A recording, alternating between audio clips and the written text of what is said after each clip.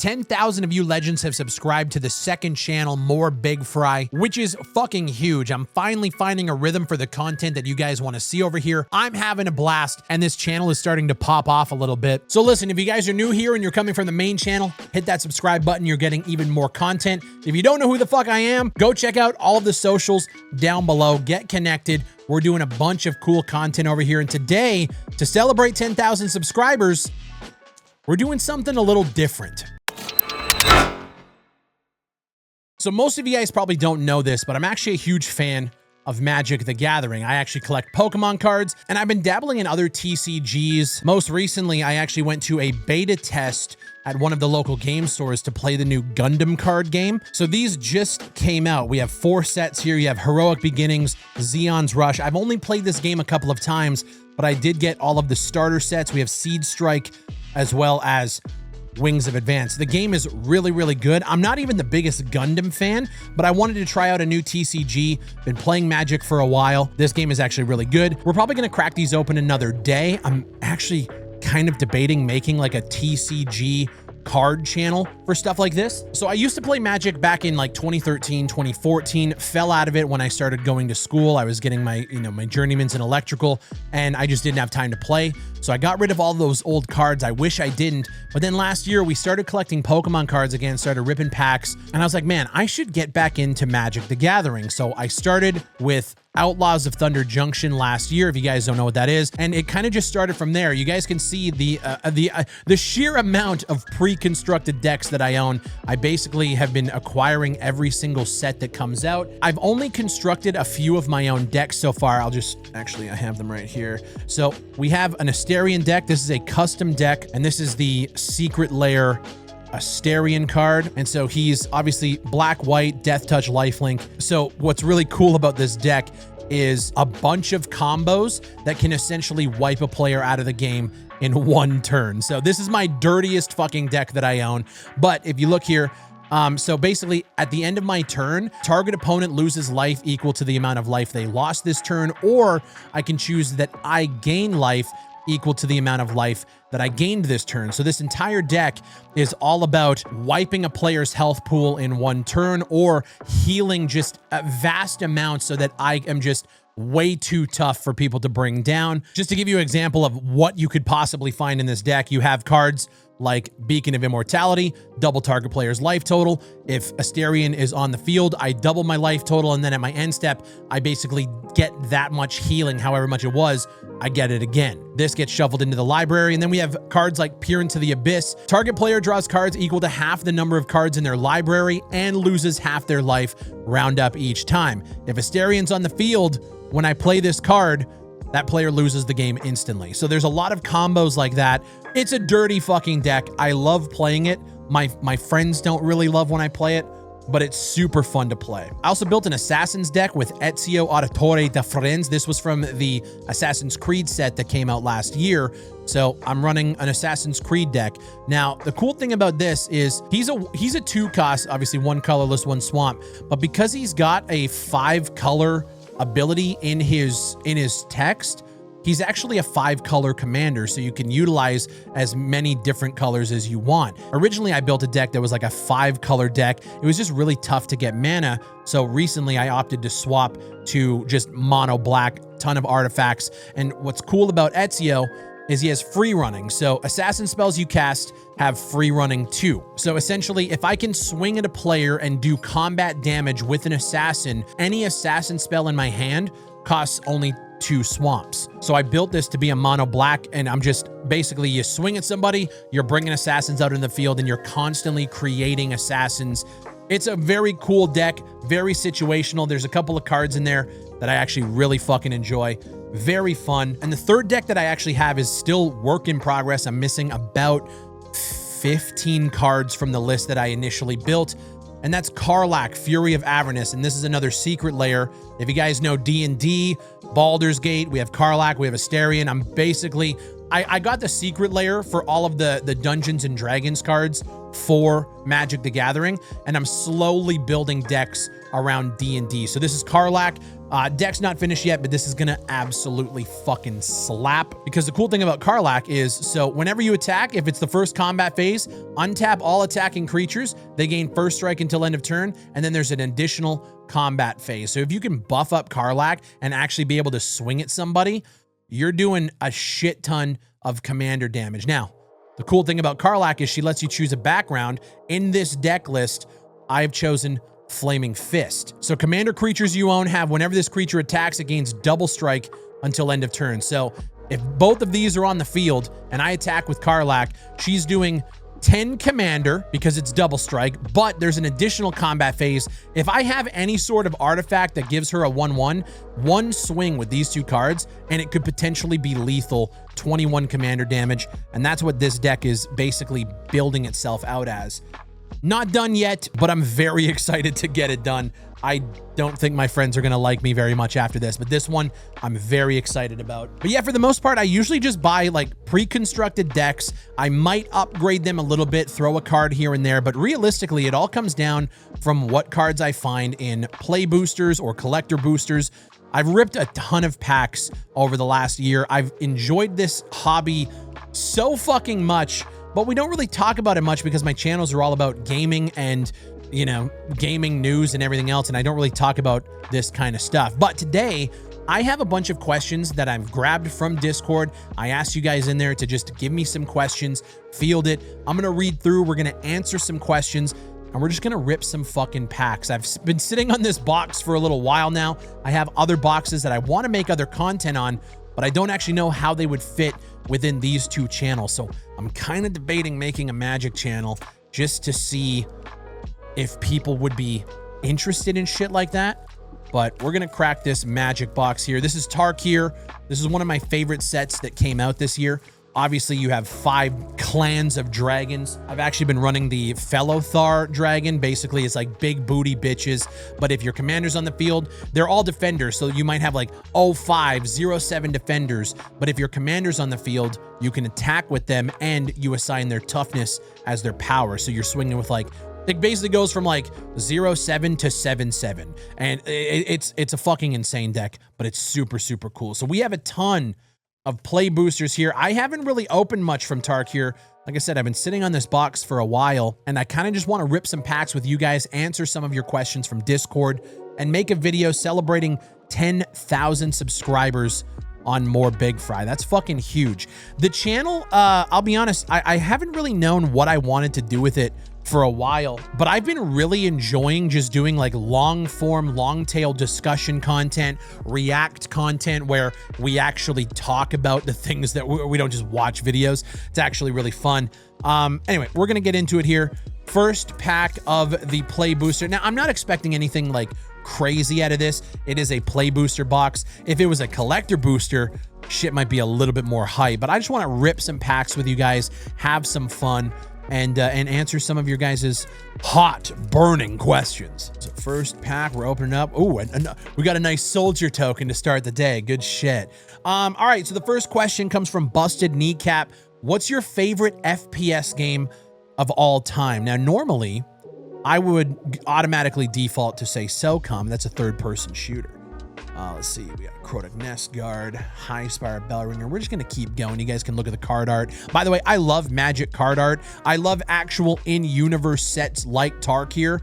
Not a big fan of a lot of the Universes Beyond stuff. However, I think, again, like D&D, I think that fits well. They just did the Final Fantasy ones. I'm not a Final Fantasy guy, so I haven't really given a shit about this. This is the stuff that I genuinely love when it comes to Magic. Anyway, Busted Kneecap asks what my favorite FPS game of all time is. If I can be honest, there's a few that when I think FPS comes to mind. Killzone 2, I think, is one of the best FPSs from like my time growing up. The PlayStation 3 had a ton of great games. Killzone 2 was one that I really enjoyed. And honestly, I'm just going to give you IPs instead of just specific games. I think the Killzone franchise is severely underrated when it comes to Sony taking stock in their IPs. Killzone was left to die when it came to the, I can't remember what that game was called on the PS4. Shadow, not Killzone Shadow. I don't even fucking remember. It wasn't a great game, but the first 3 games in the Killzone franchise were fucking incredible. Another one I really enjoyed growing up and played an absolute shit ton was Call of Duty 4 Modern Warfare. I think a lot of people around my age can probably relate to that. Modern Warfare at the time was the best FPS of all time. And I mean, obviously, man, like, if I had to choose one, I don't even think I could. Because you have Killzone, which was a great, like, Sony first-party IP. You had Halo, which was obviously, like, monumental for the Xbox brand. And then you had Call of Duty, which I think was just a great third party, you know, it wasn't cross-platform at the time, but you know what I mean? You can get it on any console. It was really, really great. Most people my age would probably want to even go back further in time and pick out games like, you know, GoldenEye, Perfect Dark, whatever. I think for my time and what I remember fondly in the first games that come to mind when I think of like my favorite FPSs of all time, I really do think those are the ones. And then there's our soldier token. So the big hollow card we got here was Dragon's Prey. The spell costs 2 more to cast. If it targets a dragon, destroy target creature. Man, costing 2 more to cast if it targets a dragon is crazy. But I guess that makes sense because the art is like the dragon claw picking on like a little human or whatever. So if you target a non-dragon, just costs you 3. That's pretty good. We also got ourselves a hollow dismal backwater there, which is nice. Taps for green and blue. When it enters, you gain a life. That's a nice little card.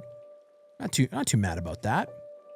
And obviously the soldier token, which we really don't give a shit about. I'm going to just move that off to the side. We got a monk soldier token to boot. Don't care. Next question is from Weapons AU, who I don't know if you guys, if you're in the Discord, you probably know who that is. He was working on like a GTA like 5M style game. And I think recently he actually shifted direction and wanted to make it more inside his scope for, you know, a solo developer. He asks, what was the first game you played and loved? Honestly, I think if I had to think about like the first game that I remember the first game that I ever played, it was Toy Story for the Super Nintendo. Great game. I still remember it to this day. The first level, you're walking through Andy's room. Woody, you have to jump on the thing to like blow the bubble up. There's like army men that you have to escort back. It was a fun little side scroller. And that's the first game I remember actually playing and like comprehending that I was playing a video game. I think the first game, when I think back to like the first game that I genuinely fell in love with, was Pokemon Snap. It was a game on the N64. If you guys are around my age, you probably played it.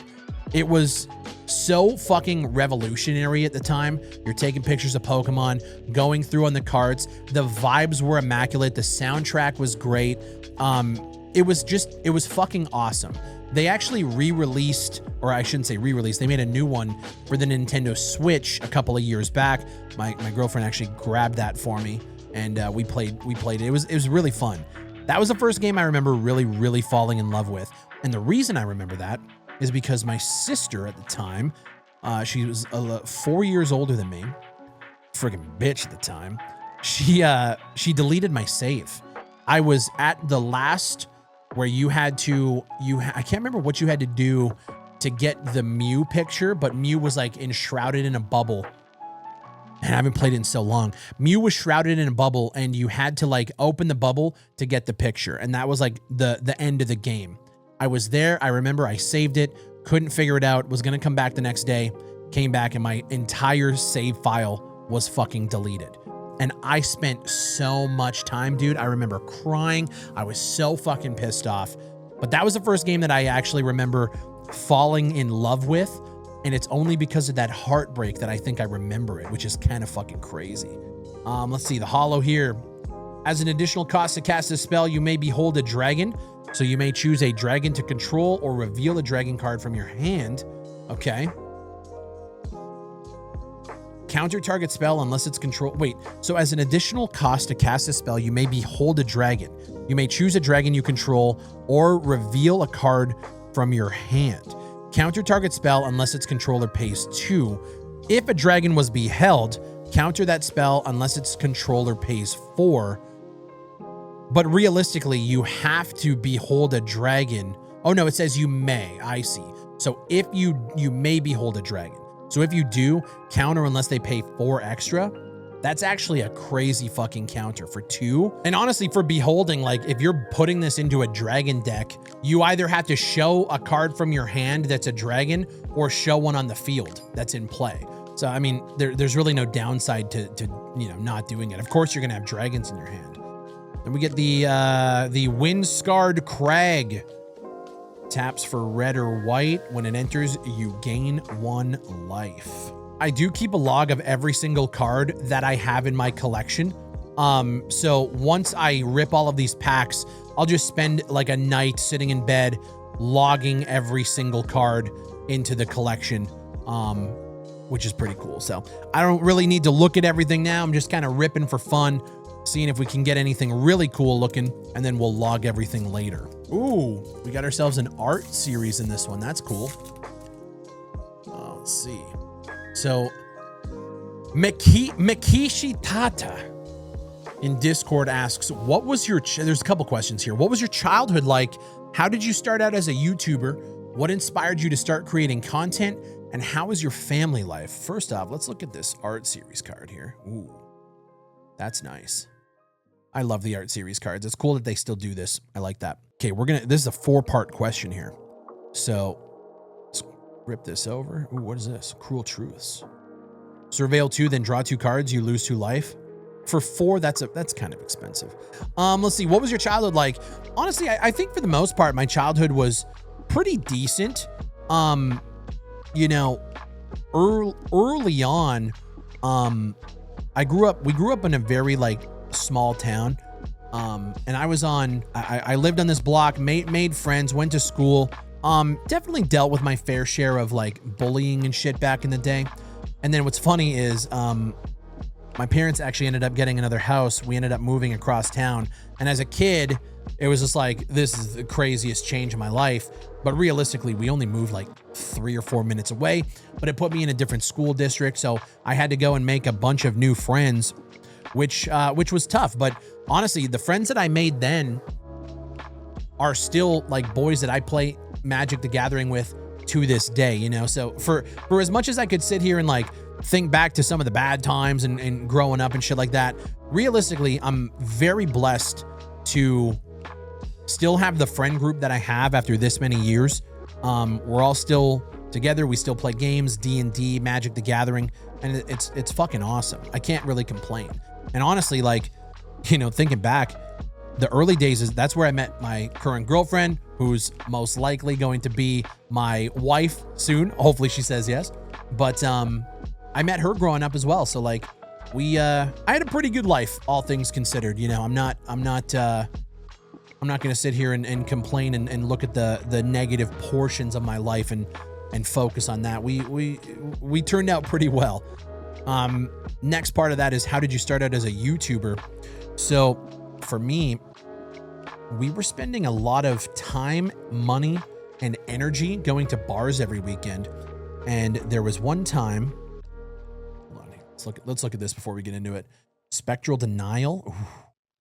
X cost. This spell costs 1 less to cast for each creature you control with power 4 or greater. Counter target spell unless it's controlled or... Oh, so it's another counter. Ooh, damn. That's actually really cool. Nice little holo card there. So we were spending a lot of time going to bars, drinking, partying. This was in my early 20s. And I needed to definitely slow down because... I mean, dude, there were times where like I could tell you some fucking stories, you know. But the one that really got it was I went to a birthday party. We were in the city, and I ended up passed out in a back alley somewhere. I was fucked up. I got terrible time. But it made for a hell of a story. But so we were driving back. I was hungover to the point where I was like really, really sick. I was like, man, I got to stop doing this. And so at the time I was sitting there like playing games, having fun. I was watching guys like Total Biscuit, Boogie 2988, and they were making content. I was like, man, I feel like I could maybe do this. And I started like watching how they edited videos, watching how they, you know, the funny thing, it's kind of full circle.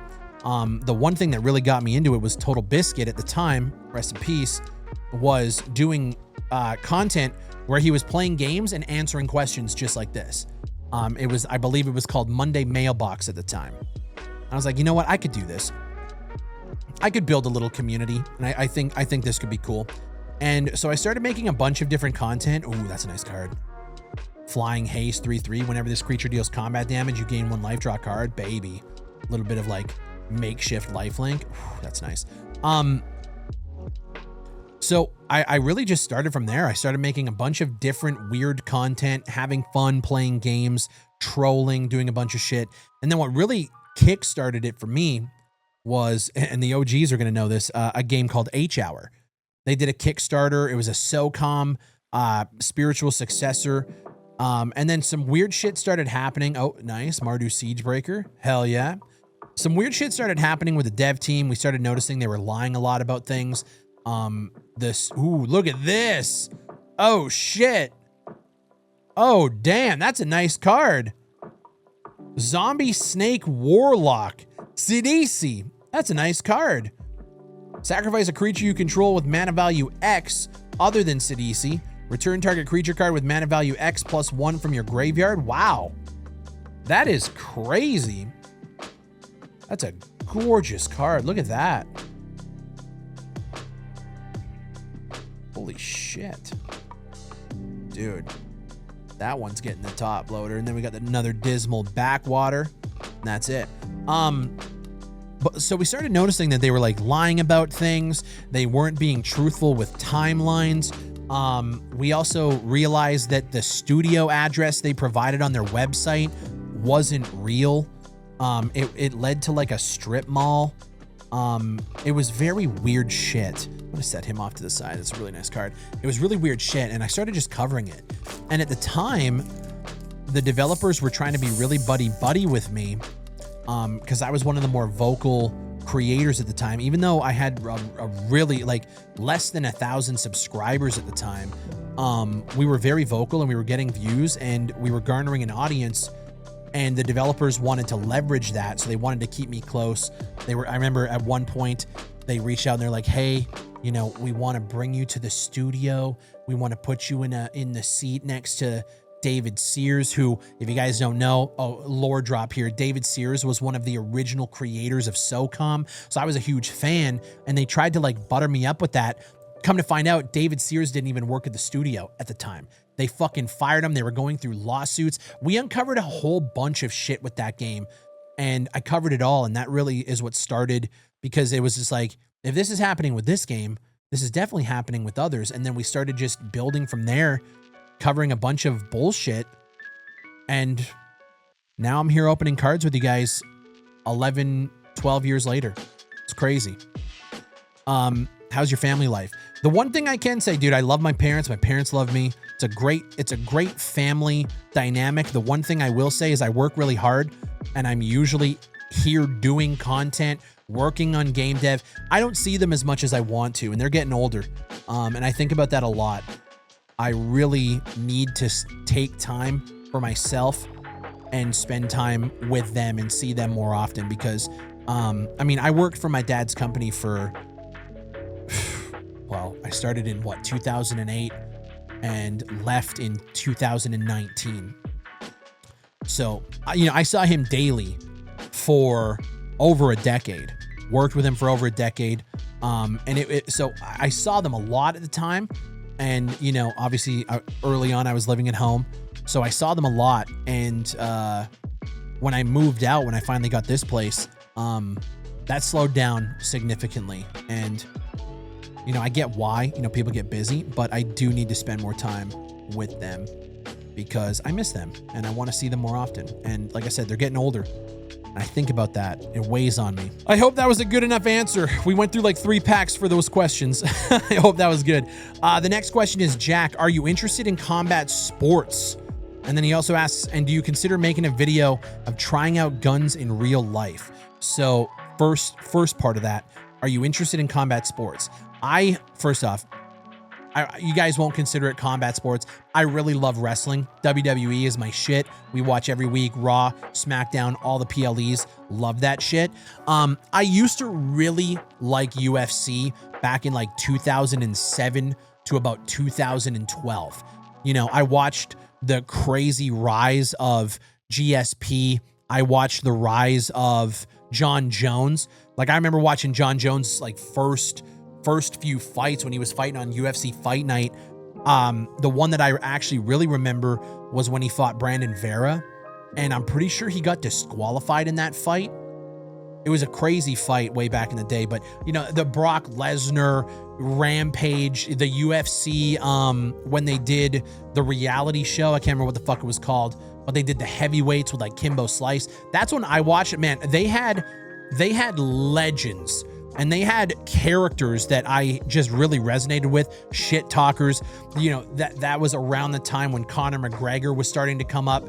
I watched it then, but I do feel like kind of after Conor and John Jones left the sport, I feel like there's nobody there that I really give a shit about anymore. You know, yeah, there's not really anybody that so I kind of fell out of it because it became more about like they just went through a drought of like, oh, these guys are here to fight, and it wasn't really entertaining. Like, I don't know if you guys remember Chael Sonnen. Chael Sonnen was like a great shit talker. That's the reason I watched UFC, because it became real. Obviously, Anderson Silva was, I think when Anderson Silva broke his leg, that was probably like the end of me really being involved in watching UFC on like a monthly basis, getting all the pay-per-views. Because I didn't just, all the guys I wanted to watch, it's a nice planes. Look at that. Dragon shadow flying overhead. That's gorgeous. All the guys I wanted to watch, they just weren't around. And so the second part of this question, and do you consider making a video of trying out guns in real life? If you guys know me, I am a Canadian. We have crazy gun laws up here. I did get my gun license last year, and the one gun that I did pick up, because I learned a few things actually going through the courses. So this is a GSG, and it's just a 22. It's nothing special because we don't get the cool shit that you guys get in the States. But what I did learn is because a 22 is a rimfire cartridge, there's actually no magazine capacity for rimfire cartridges, which I didn't realize. So this gun specifically, when you pick it up, it's a GSG 16, you can get a fucking drum mag for it. So literally, this video is probably going to get demonetized instantaneously, but you can get a nice drum mag. I'm not going to load it. Obviously, safety's on, finger off the trigger. But yeah, so this is the only gun that I have.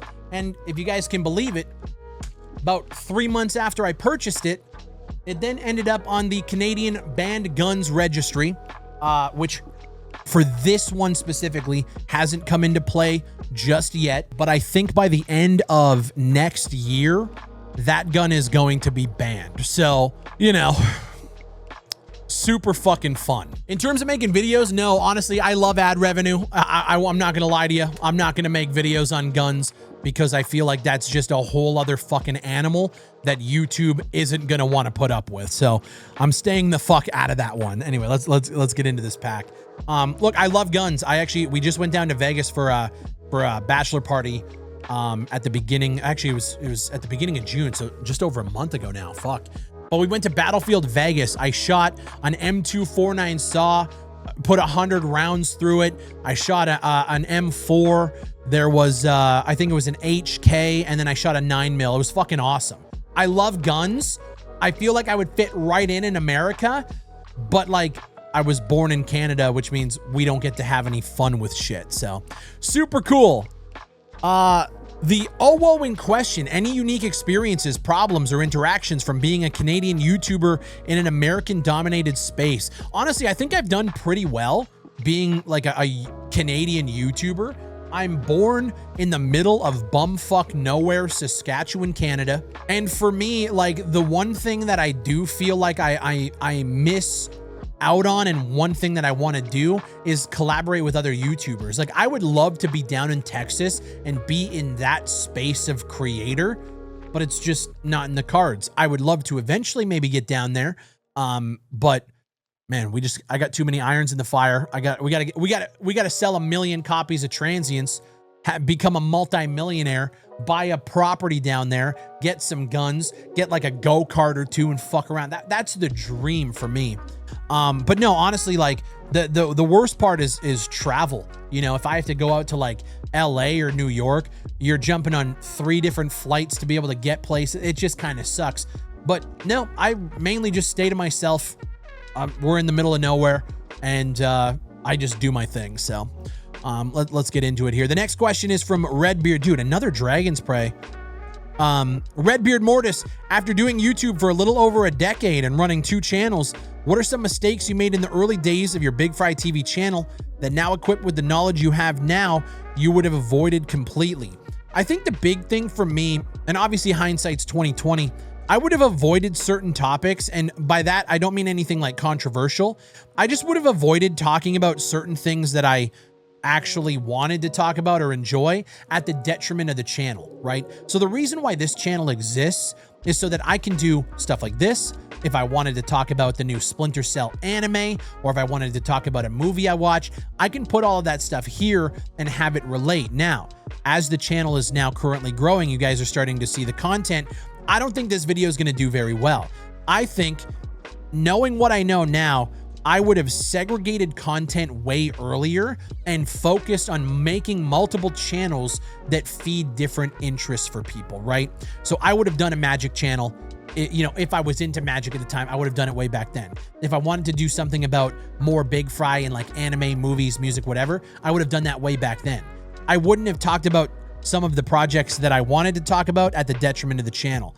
But realistically, you know, it was a slow grind for me because I'm obviously playing in niches that aren't as popping, right? If I wanted to be the biggest YouTuber ever, I would have jumped on the Fortnite train. I would have jumped on the Warzone train. I would have done all that stuff.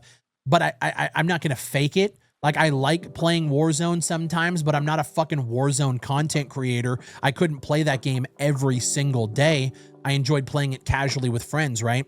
So, I don't know. I think for me and my interests and what I wanted these channels to be, I think we're doing it right. I think the big thing, I would have put pedal to metal earlier, and I would have obviously, you know, tagged videos properly. I would have did better titles, did better thumbnails.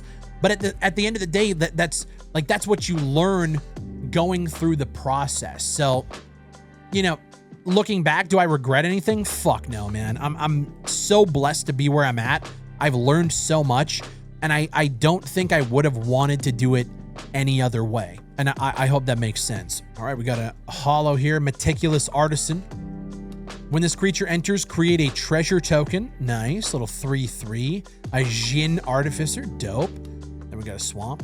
Let's see. Next question. Random mishaps. This is more of an advice question he's looking at here. He says, I don't know what to do with my YouTube channel. So should I use my real voice? Then he puts in brackets, it will take me 8 hours to record a 7-minute YouTube script. So listen, for those who don't know, Random Mishaps has been in the community for, honestly, I want to say since 2016. He's been around forever. And in 2019, 2020, Random, I actually can't remember. It's been so long now. Random had an incident where he had a really massive seizure and it affected his speech. So he's been actually working on rehabbing and pretty much finding his voice again. Scary time. He was a moderator at one point. Scary time. We were trying to locate, you know, what was going on. We had to reach out to like family, friends. He was in a band. We reached out to his bandmates to find out what was going on. It was a crazy time. But what an inspiration Random is for coming back from that and being as positive as he is, and again trying to find his voice in a space where, in my opinion, you need to use your voice. You need to, like, that's what YouTube is. It's you. It'll take me 8 hours to record a 7-minute YouTube script. In my opinion, Random, if you think you can do it, do that. I think it'll take you further being you and using your own voice. And I watched a couple of your videos recently where you were talking about the stuff that you've gone through with this situation. I think there's value there. So I would love to see, it might take longer, it might be harder, but I would love to see you in your YouTube channel, if that makes sense. Chaotic from the Twitch stream. Do you have any major future goals or aspirations for the channel, game studio, or just in general you would eventually like to achieve? So just splitting that up a little bit for the channel, I would love it if my main channel got to 1 million subscribers, but I also understand that the landscape has shifted so much. Subscribers used to mean the world. Now it's all about view counts, right? Which is, it's a good or a bad thing depending on who you ask. But there was always a goal of me. I wanted to hit 100,000 subscribers. I hit 100,000. I hit 100,000 subscribers. 3 weeks later, I was laid off from my job. And a week later, I was flying down to LA to go to E3. And it all happened so fucking fast. We're at 344,000. I'll be honest, for the last like 6 months or so, subscriber growth has been super shitty. And the reason for that is tenfold. It started with the Forever Winter. If you guys know that, I pissed off so many people talking shit about the Forever Winter that I lost subs in droves. And here's the thing, it's no sweat off my back. Like, well, who gives a fuck? But right after the Forever Winter, or it was probably about 2 months after that subscriber purge, we had the Blue Drake drama pop off, which brought even more people, haters to the channel from Blue Drake fans, and then people unsubbing from me because they were fans of both of us and they were believing in his bullshit. And then ever since I started responding and doing that content, it started to slowly climb back. But those 2 fucking instances hitting back to back were brutal for subscriber growth. And like, it is what it is. But I think just for, just for the vanity of it, I would love to get a gold play button one day. And I would love to hit it before they eventually decide to get rid of those play buttons, because it's coming. They got to cut costs somewhere. They're corporations. Those play buttons are going away. I would love to be able to hit that before they go away. But that's just vanity shit. In terms of like actual aspirations, I just want people to enjoy the content. Obviously I want views. I want to be able to maintain this for as long as possible. But I want people to enjoy the content. I want to have fun doing what I'm doing. Now for the game studio, dude, I don't know. We're at a time right now where, ooh, that's a nice fucking card. Look at that. Ooh, baby. 2-4. We're at a time right now where we're about to get ready for release. We're at that stage now where we're prepping for release. Polishing the game, tweaking, playing. Oh my God, look at that. Holy fuck, this pack's been great. Maelstrom of the Spirit Dragon. It's a land. Wow. That's a gorgeous fucking card. Holy shit. Oh my God, that is nice. I'm setting that one off to the side too. So we're prepping for release, right? We got Thornwood Falls. It's a holo as well. Babe. And I'll be honest, we're kind of entering in the unknown. I don't know if people are going to like the game. I mean, honestly, from all of the internal and external playtesters that we've brought in, the response has been great. Obviously, they're running into bugs, they're running into stuff, and we're trying to, squash that shit before launch, right? All of those playtests, the response has been great. And the response that I keep hearing is, I've gotten $15 worth of fun out of the game already, and I've only played X amount of levels. So I think we're on the right track of putting out a very solid, small indie game. And where it goes from there, I don't know. I don't know if the guys are going to want to do another one after this. I don't know if we're definitely going to be taking a major break once everything is said and done. But I just don't know. It's really up to them. I'll say this. I don't want to work with another team. Obviously, we can bring people in and assimilate them into the culture and the team that we have now. But if any one of our core team decided after this project that they don't want to do another one, I'm happy. Like, we got this one out. We proved we could do it. Fuck off, right? And that's great. But if any of them decided like Flow Beatbox is he's my guy. That's number 2. If he was just like, hey, I never want to do this again. We blew our load on this one, and like, I just want to go do other things. Great. No other game will ever happen, right? Frankie, Frosty, no other game will ever happen, because I feel like we struck lightning in a bottle. Those guys are talented as fuck. And so I just don't know. I got to see where everybody's at once the game is out, once we get the major issues fixed, and it's kind of just like we can breathe again, you know? So that's where I'm at. And I'm looking forward to that so much, you know? In general, honestly, man, I don't know. I'm kind of just, like I said, I think for me, I would love to obviously just keep growing everything. I do want to make a Magic channel. I really do. Or like a TCG channel, where we can go over deck builds. We can play games.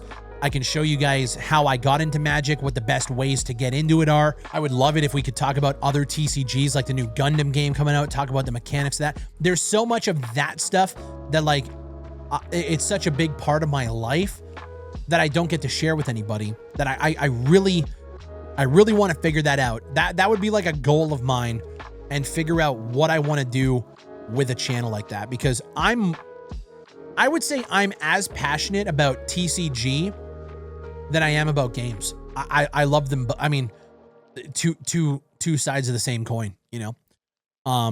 So yeah, I don't know. Hiker asks, when are we getting another vlog of you guys going to a medieval festival or something? There's been talks in my friend group about going to a Renaissance fair. Would love to do something like that, but no, I haven't vlogged in a long time, to be honest. I'm not even gonna pretend to know your name. Hey04.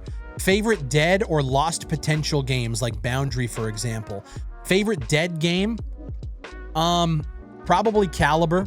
That game is Struggleville. Lost potential though, Rainbow Six Patriots. I still think about that game on like a weekly basis of what it could have been, you know? Rainbow Six Patriots, I think, could have been great. And I think it would have been a complete different direction for Ubisoft had that game come out, do what it originally was stated to do, and then actually take off. I think Rainbow Six Siege wouldn't have even been a thought. I think it would have been completely different. And I'd be curious about where that would lead Ubisoft next, right? Because I think if Rainbow Six Patriots comes out in 2015, 2016, I don't think we get the Ghost Recon trajectory that we do. I don't know. I just think things would have changed and things would have been different. So I always try to think about that potential. Oh, baby, Zergo. There he is. The Orc Warrior, Zergo, Thunder's Decree. Mobilize 2. During your end step, warrior tokens you control have this token can't be sacrificed. Damn. Oh, that's actually huge, because he has Mobilize 2, so whenever he attacks, create 2 tapped and attacking 1/1 red warrior creature tokens, and then sacrifice them at the beginning of the next end step. During your end step, warrior tokens you control have this token can't be sacrificed. So if you attack with him, so you get to it's like a token generator. Super huge. What made you decide to develop your own game? That was asked by Weapons as well. So we've kind of talked about this in the past. Krumar Initiate, holographic, love that. We talked about this in the past. What really made it go was we were in the middle of doing a game jam at the time where I had spent so much time working with the sponsors, the people that were putting on the event with me. We had like guest speakers. It was such an organizational feat. But at the time, Frosty and Frankie won my first game jam. And obviously, you know, we became friends, came in contact, and you know, I would say at that point, I think we were acquaintances, right? They came to me Frosty, I've known for fucking years at this point. We played games together and shit. But they came to me and said, hey, we want to build a prototype, because we did the Earthland shit, which was essentially a group of people getting together and making fun of like NFT, like spaceship game grifts, like Star Atlas and Star Citizen and shit. And so we made this thing where it was like a trailer, a sponsored trailer that was a fake game they had a good time making it, but the quality of it was actually really good. And I was like, man, what, like, could we actually make a fucking video game? If I funded it, like, what does that look like? And so there was a few ideas floating around. I wanted to keep it really low key where it was like, you know, like RPG Maker level graphics, 2D, like just very attainable, right? And they said like, they don't want to do that. They want to make something that at least my audience would like. Well, what does that look like? Everybody loves shooters. What does a shooter look like? So they made a prototype, 30 days. The prototype was there and it was fucking awesome. And it just grew from there. We onboarded, we got the contracts done. And for 3 years, we've been building transients out, and just kind of figuring it out as we went along. And we think it, like I said, at the culmination of everything, and we're getting to that point now, it's kind of fucking crazy to think about where it was, where we started, what we knew then, what we know now. It's been an experience that I'm tired. I am tired, but it's been an experience that I don't think I would ever trade for anything else in the world. I've learned so much, and just being able to watch those guys do their thing, creatively, and just every week watching this thing grow and get bigger and more polished and refined. It's been one of the best times of my life, at least from my work perspective. Yeah, it's been fucking great. So yeah. Sir Blackout asks, doing this for 10 years, there's bound to be times where imposter syndrome hits. Yes, there is. My goodness. What advice would you give to a creator who's sort of stuck in that feedback loop from hell? Here's my advice, man. Fuck them. Fuck them. Just, you know, back in the video, if you guys made it this far, there was a time about 9 months ago when I was taking so much shit from the internet for my opinions on the Forever Winter. And at the time, man, I was losing subs. I was getting emails. Like it was a pretty brutal hate campaign against me. People thinking I was hating the game, blah, blah, blah. It was pretty brutal, man. And it put me in I think that was the first time where I was just like, holy shit. Like, I usually get shit for my opinions. That was the first time where I'm like, man, this is a little too fucking much. And so I went into, it's not like I went into a fucking spiral, but I definitely like reevaluated. Ooh, what a nice card. I reevaluated what I wanted to do with the channel. I kind of took a step back and looked and said, I don't want this, but I also don't want to shy away from the things that I want to fucking say and be worried about people shitting on me and unsubbing and all that bullshit. So realistically, what it comes down to, man, you just got to say fuck it. It's a really nice card, by the way. Holy shit. Riling Dawnbreaker. You just got to say fuck it, man. We only have one life. And if you're going to sit there and worry about people thinking you're an imposter or people giving you shit for an opinion or just whatever, fuck it, man. We don't have enough time in the, like, there's not enough time in the day for me to sit here and worry about what people think. But at the same time, what's really weird and the conundrum that I think a lot of YouTubers go through is you can't care what people think about you, right? But for guys like me who are doing this full time, the one thing that actually matters is that your audience likes you, or that your audience connects with you, right? Because you won't have the longevity if they don't. So you have to care what people think about you, but you can't care what people think about you, right? It's a crazy conundrum that I don't think a lot of YouTubers actually talk about. Your entire value when it comes to creating content and this exchange of content to viewer is based on people's value of what you have to say or what entertainment you provide, which means you have to care what people think. If your audience isn't clicking on the videos, that means they're not resonating with what you're doing, which means you have to adjust. You have to care what people think. But when it comes to the negative stuff or the stuff that gets you in that negative feedback loop, you can't care what people think. You have to do you. And that's the tough thing, because it's literally like a double-edged sword that not a lot of YouTubers talk about. That's a nice card too. Lonely Fades asks, what advice would you give to someone who wants to make their own game studio? Lonely, I think we've talked about this in the past, Lonely, and I'm gonna give it to you direct. You got to focus up, my man. Every time I talk to you, Lonely, you're doing something else.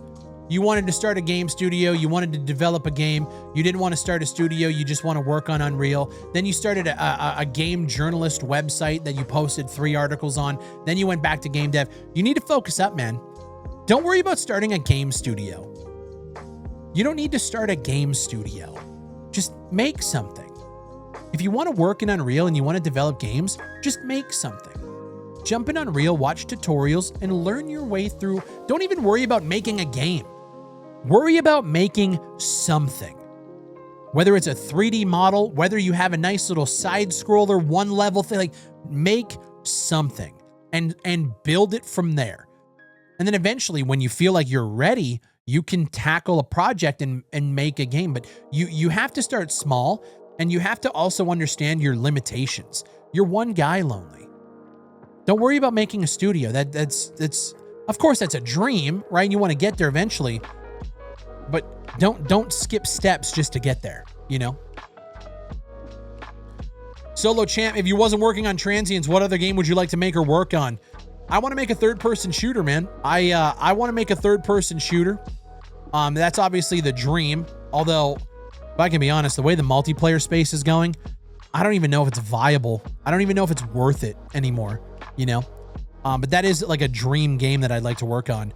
But we floated some ideas. I don't want to talk about them here yet. We floated some ideas for if... Ooh, this is a nice card. Each dragon you control enters with an additional 1/1. That's a nice card. We floated ideas around for different games that we want to potentially work on after Transients. There's some bangers in there. We're not going to talk about it yet, but Nick Knight 999. How did you start YouTube? We already talked about that. And for how long do you think you'll continue? Man, I'll be honest, I don't know. You know, you guys have probably noticed, dude, the uploads have been less and less frequent this year, not because of the lack of want, but because I'm finding that as I'm growing older and as I'm focusing on my own project and working in Unreal Engine every day, the stuff that I see coming out now has no interest to me. You know, I don't care about a lot of new games that are coming out now. I don't really care about gaming news. I'm so focused on staying in my lane, doing my own thing, making sure our game is as good as it can be, that I've actually like fallen by the wayside in terms of being connected to socials, watching new games come out. Like I've fallen out of that space a little bit, and I don't like it. Don't get me wrong. This isn't I'm happy that I'm here. I don't actually like that. I want to be connected. I don't want to lose that connection. So how long do I think I continue? Dude, as long as I possibly can. I don't have a date on it, you know? Obviously, like, goal, let's do it forever. Let's open these cards and answer questions forever, you know? Realistically, I think most YouTubers understand everybody falls off, right? Everybody hits that peak of popularity. You know, they get there and then they can never, ever attain it again. It happens to pretty much everybody. The good thing about me, and the one thing that, like, you know, we talked about hindsight and what I would do differently to get where I'm at. I'm actually really glad that I had a very slow, methodical, and consistent growth over the last 10 years.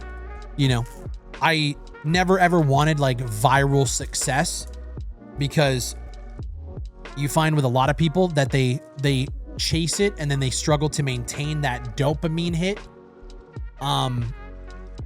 And it ruins them. So I'm actually glad that we're in the space that we're in.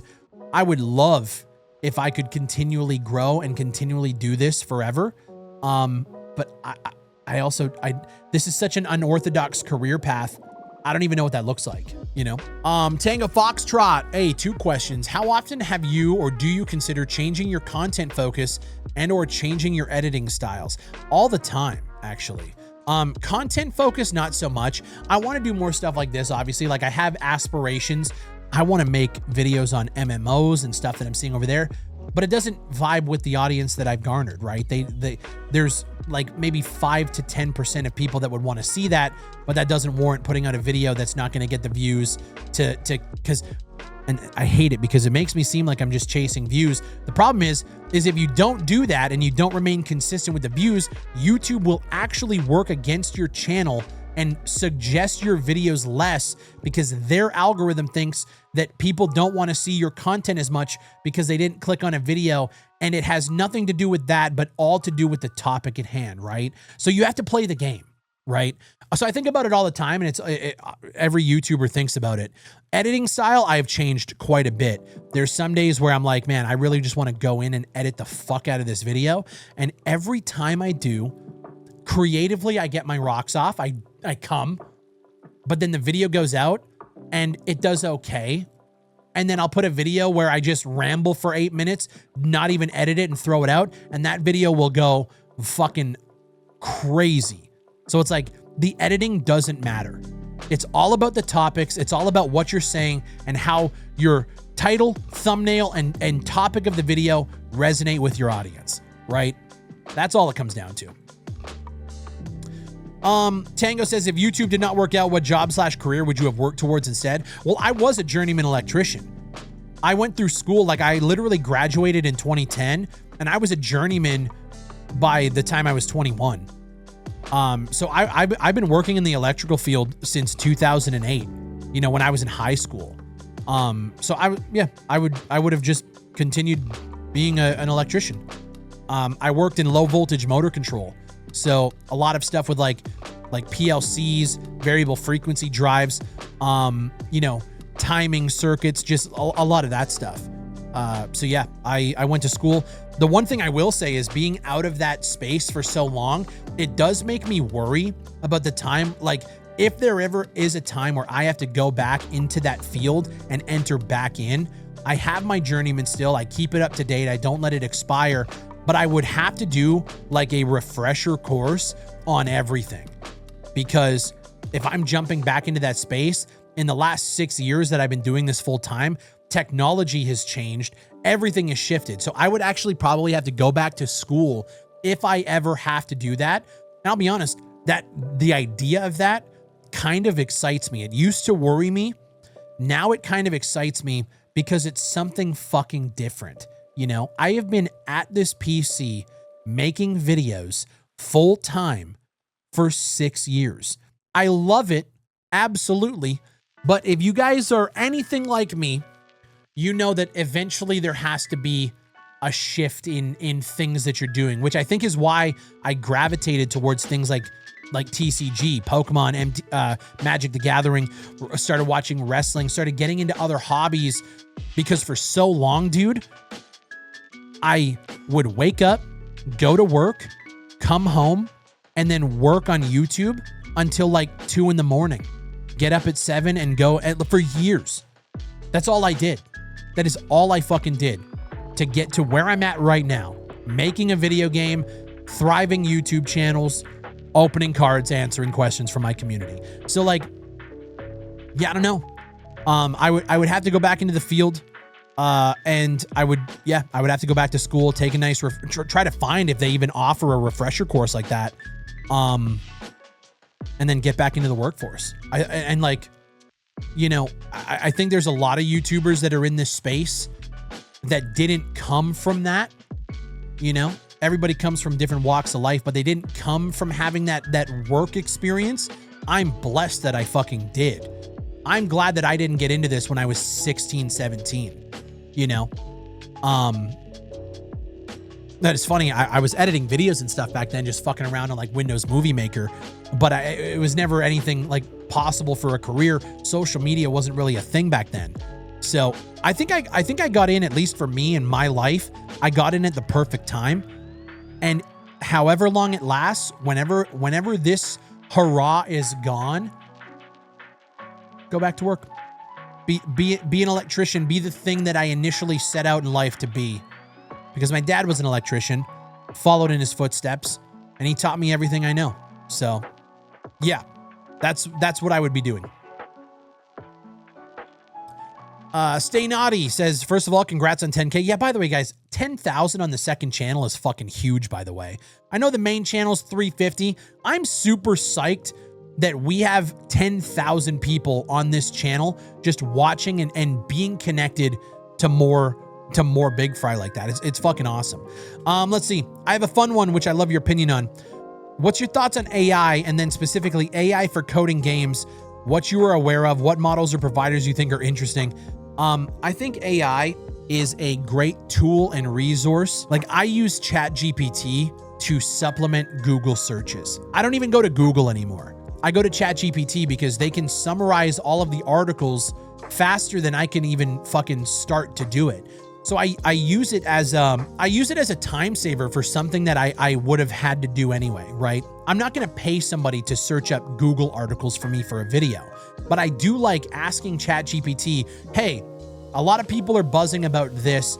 Can you provide me 5 or 10 articles that are covering this, and then summarize the information within them and then give me the sources? I use it for stuff like that, right?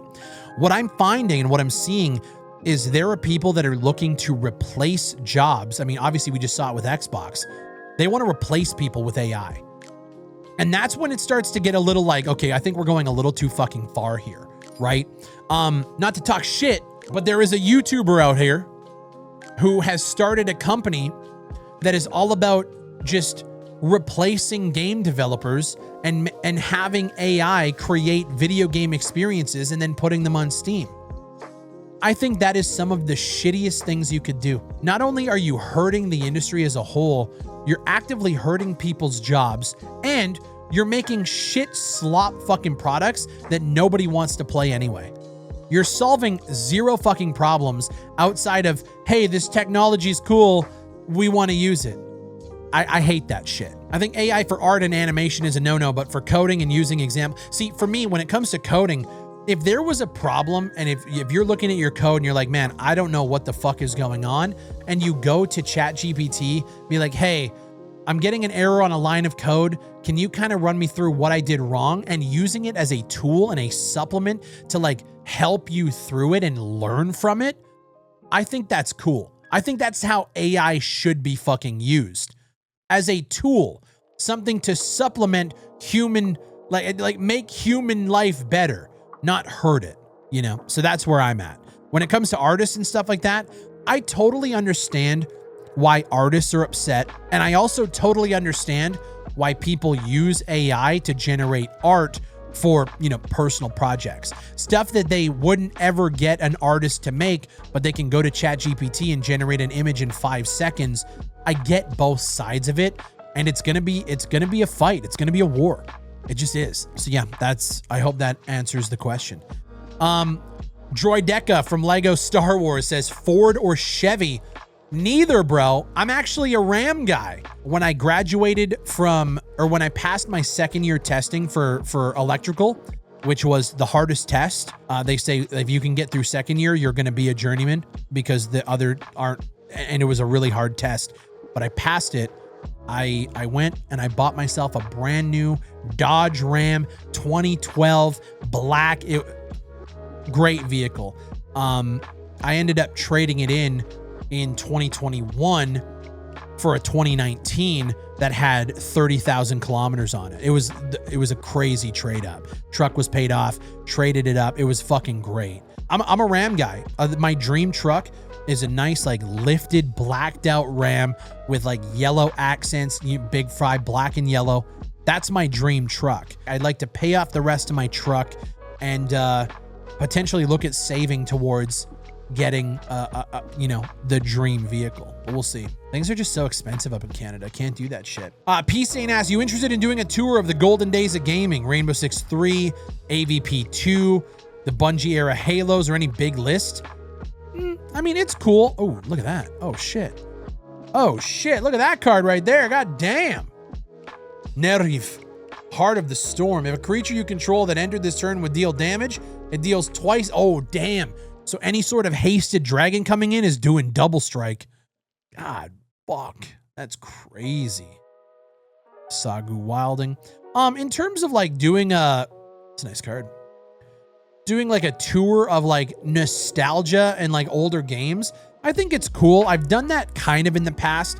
I remember I did a Conflict Desert Storm video and it did okay. Here's where I'm at. What I find is the value that I give to people, and or at least what I think people find valuable about my channel is me covering hot topics and news. So when something goes down, I mean, just recently with the Ready or Not stuff, people were glued to those videos. The retention was insane. The views were great, and it was a hot topic that hit right then and there. Going back to the old stuff, it's very tough for people to click on that stuff, at least in my channel, because it's just not what I'm known for. It's not what I'm about. I'm more about like new games come out, I'm playing them, here's my thoughts. News comes out, here's my thoughts, you know, kind of like in the moment shit, you know? And guys, literally what I said was I'm going to ask in Discord, we're going to crack some packs, and when I get to the end of the questions, that was going to be it. So here's the last pack of the day, ladies and gentlemen. Guys, there's a few things I'd love at the end of this video for us to touch on. A, I appreciate the hell out of you guys for 10,000 subs. The second channel's been really fun to upload on, and I'm not gonna lie, it's kind of given me a fire back for creating content.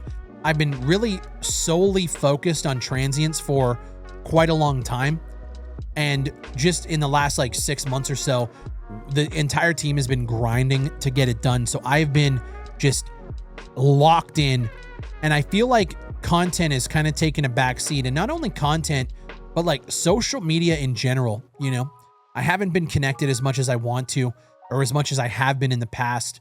And that's completely on me. Oh, look at that card right there. But now as we're kind of getting to the end of the development, oh, fuck, look at that. Oh my God. Last card or last pack, and we get this bitch. Look at that. Whenever another non-token creature you control dies, he endures 2. Ooh, flash first strike. Wow.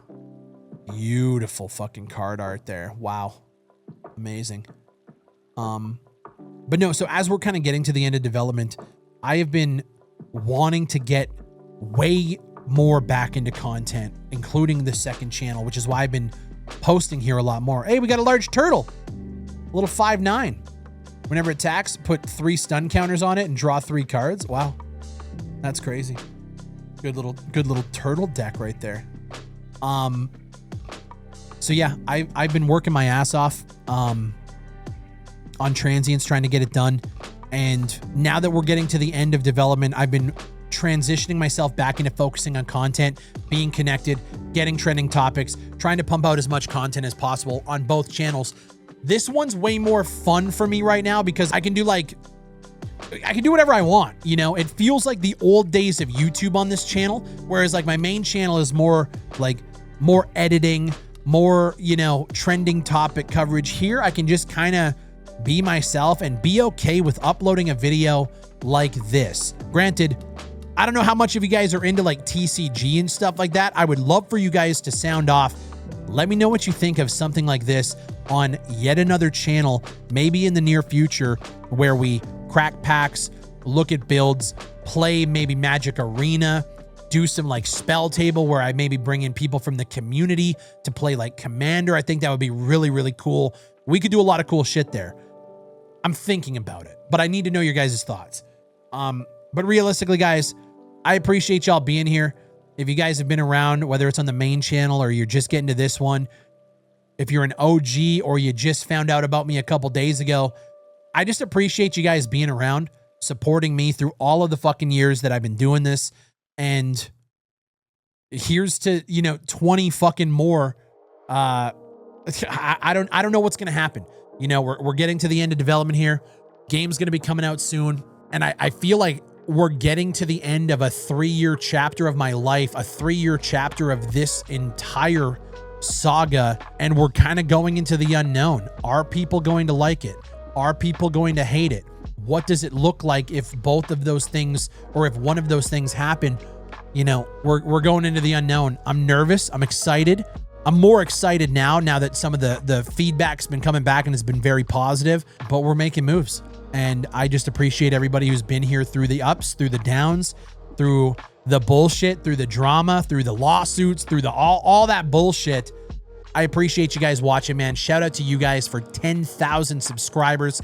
I have been waiting to edit that little fucking more Bigfry thing to add 5 digits for so long. We're back to doing it consistently. I appreciate the fuck out of every single one of you guys, man. And this has been really, really nice. Have a great day, guys. My name is Bigfry. I appreciate you subscribing, and I'll see you on the next one.